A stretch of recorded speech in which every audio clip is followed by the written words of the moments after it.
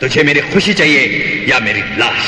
आज तू मेरे बरसों की भक्ति की लाज रखेगा या अपने भगत को मौत देगा? बोल।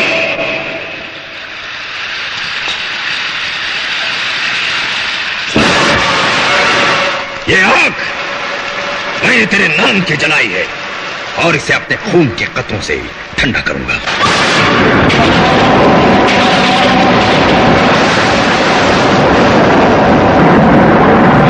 तूने हमेशा मेरी बलि की लाज रखी है, मेरी इच्छाओं को पूरी की है।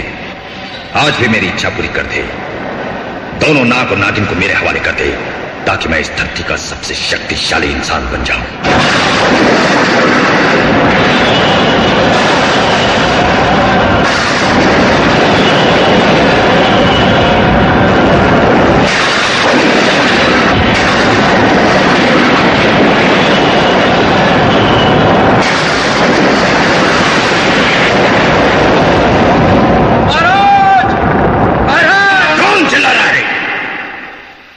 शमशान घाट के मुर्दे मेरे यज्ञ में विघ्न क्यों डाला तूने? इच्छाधारी नाग और नागिन मिल गए महाराज। अगर ये बात झूठ निकली तो मैं तेरी आंखें फोड़ दूंगा। त्रिकाल देव की कसम, मैंने उन दोनों को अपनी आंखों से इंसानी रूप धारण करते हुए देखा है।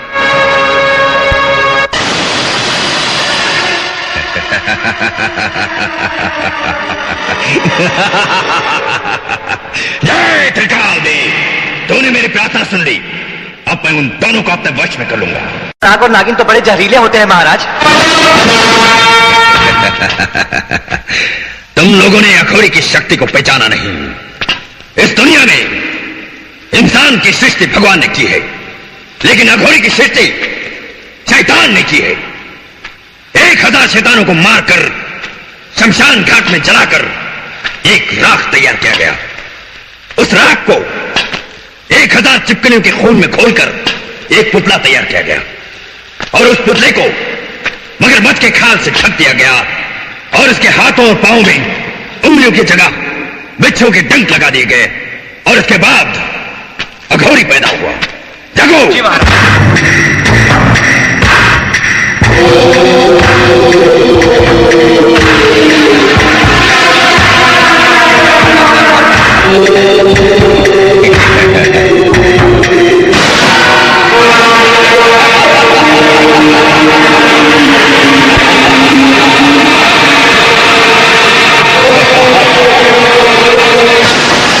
याद रखो सब, हजारों नागों के जहर से जो जहर बनता है, अघोरी के जिस्म में वो जहर भरा है। इस दुनिया का सबसे जहरीला इंसान हूं मैं, अघोरी हूं मैं। चलो सब।